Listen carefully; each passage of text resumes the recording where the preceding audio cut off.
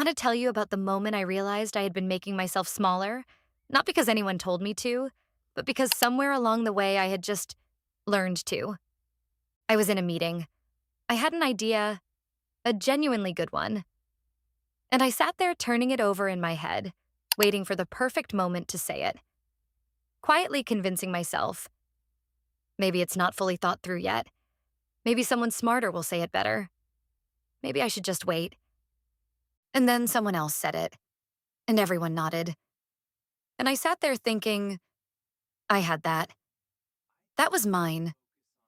That moment is what led me to Sheryl Sandberg's book, Lean In. And honestly, it didn't just change how I think about work. It changed how I think about myself. Today, I want to bring her ideas to you, not as a book review, but as a real conversation.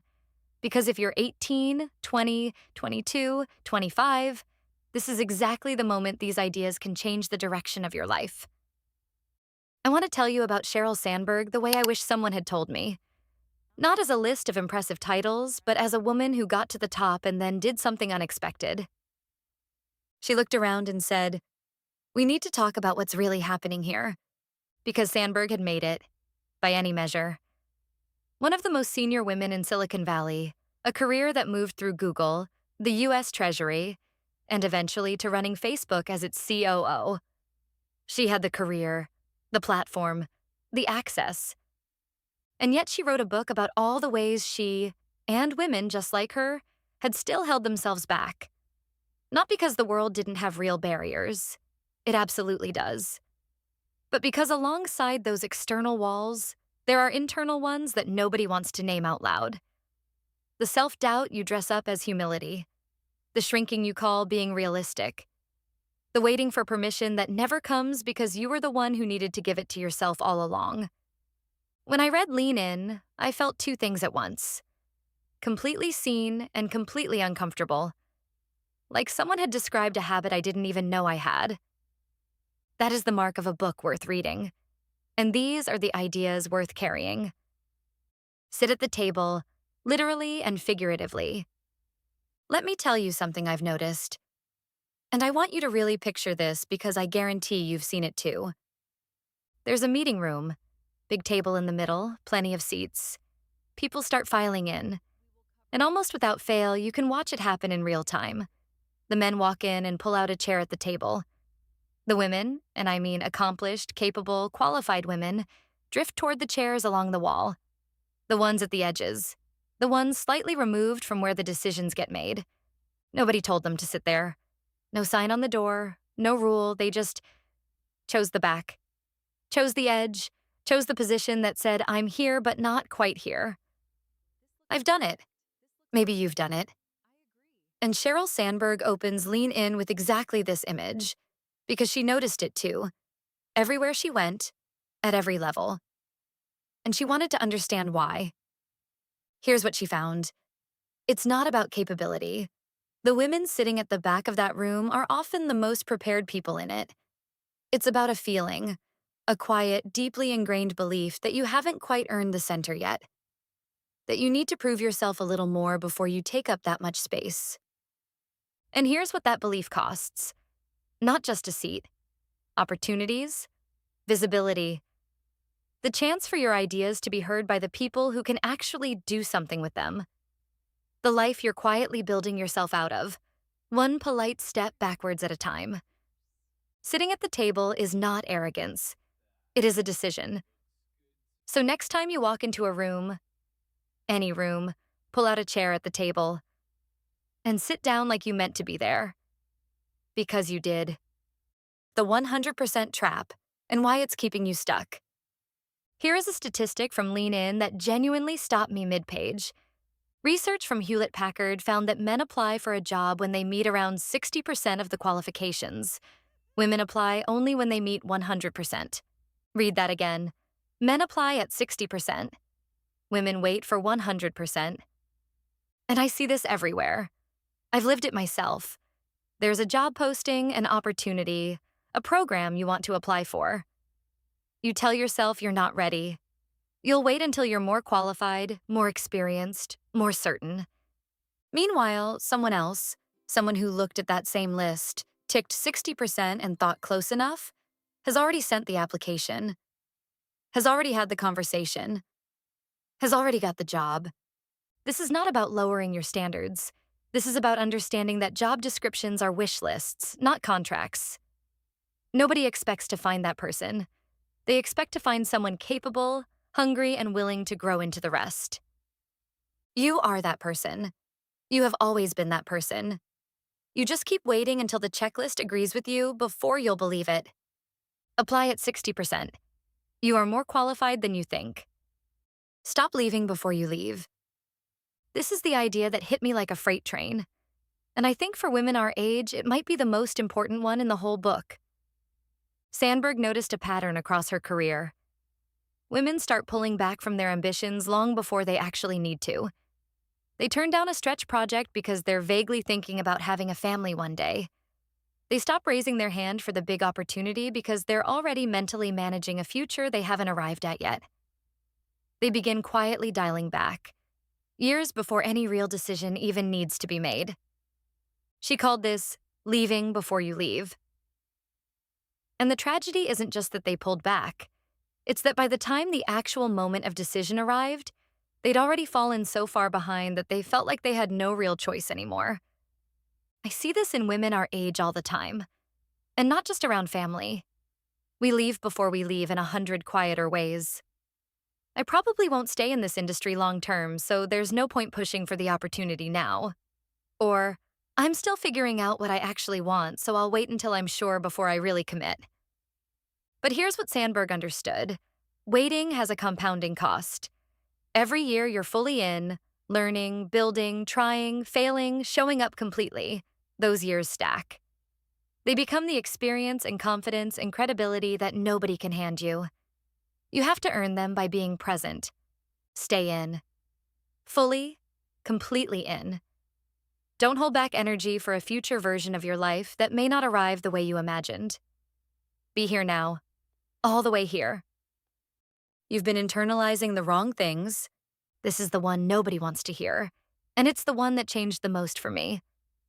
Sandberg talks about imposter syndrome, that persistent, exhausting feeling that you are not as capable as the people around you believe, that you've somehow fooled everyone, that eventually you will be found out and exposed. Research shows women experience this at significantly higher rates than men, and the reason why is heartbreaking once you see it. We've been taught, subtly, constantly from a very young age, to attribute our successes to luck and our failures to ourselves. Sandberg's challenge, and mine to you, is this. Start collecting evidence that you are capable, not waiting to feel it. Actively, deliberately collecting it. Write down what you've done, what you figured out, what you walked into terrified and survived, what you built when you weren't sure you could. Because confidence is not a feeling that arrives before the work. It's a conclusion you draw from the evidence. And you have more evidence than you're giving yourself credit for. You are not a fraud. You are someone who is learning in public. And those are very different things. Done is better than perfect. I have to tell you about the project I sat on for 4 months. I had an idea I was genuinely excited about. I worked on it. I refined it. I rewrote it. I made it better and then better again. And then decided it still wasn't quite ready. Not quite polished enough. Not quite fully formed. I needed one more pass, one more round of feedback, one more week to make sure it was exactly right before I put it out into the world. 4 months. And in that 4 months, I watched 2 other people launch something similar. Rougher than mine, less thought through, less polished.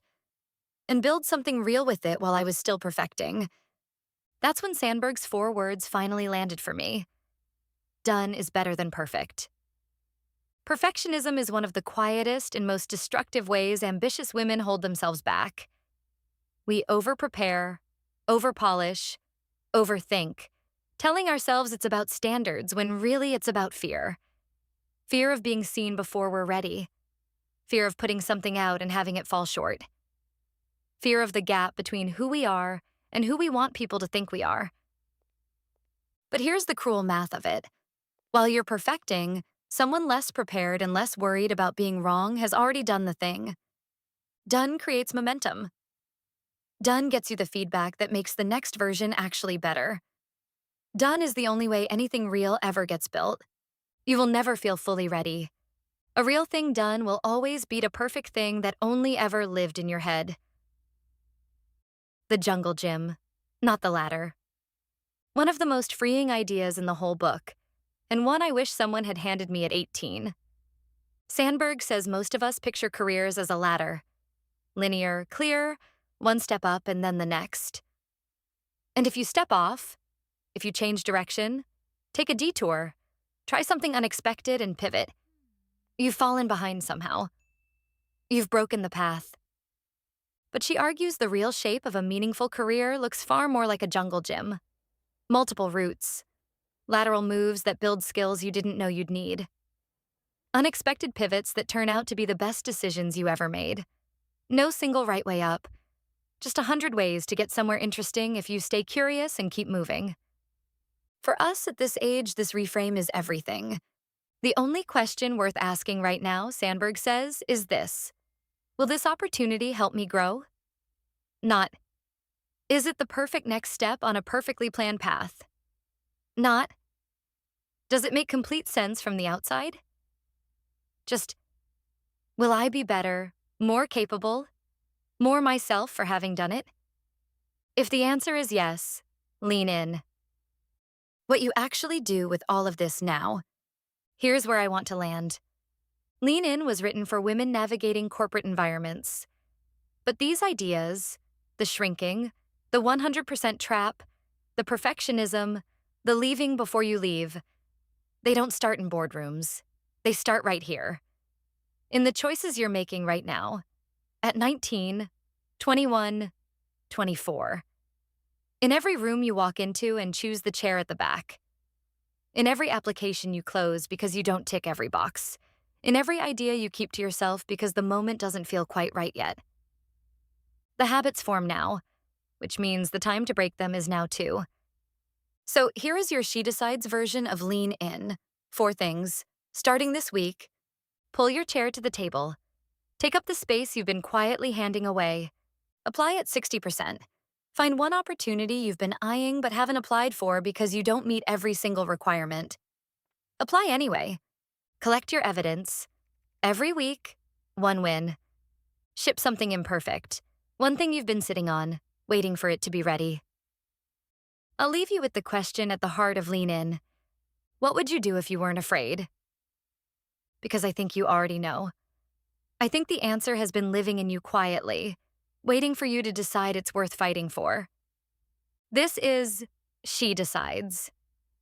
You are not too young. You are not too uncertain. You are not behind.